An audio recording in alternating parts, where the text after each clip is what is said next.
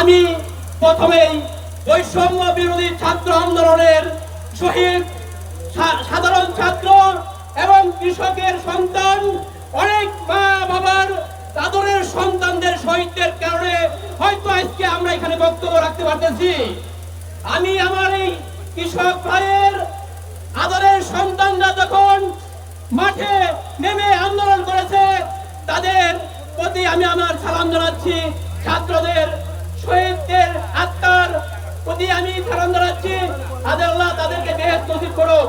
আমি একটা কথা বলতে চাই, আমি আমার এই দেশের পতাকা, বাংলাদেশের পতাকার দায়িত্ব ছিল স্বৈরাচারী শেখ হাসিনার হাতে।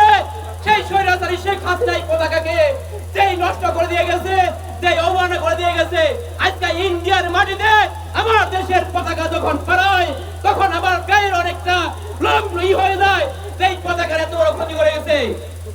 আমি আমার কৃষক ভাইদেরকে একটা কথা বলতে চাই, আমার রাষ্ট্রনায়ক, এই দেশের স্বাধীনতার ঘোষক শহীদ প্রেসিডেন্ট জিয়াউর রহমানের স্বপ্ন ছিল আমার কৃষক ভাইদেরকে নিয়ে এই দেশটা কৃষকরা ঠিক মতো চাষ করে আমার দেশের খাদ্য আমার দেশের মানুষ খাবে, সেই আশাই আমার প্রেসিডেন্ট জিয়াউর রহমানের ছিল।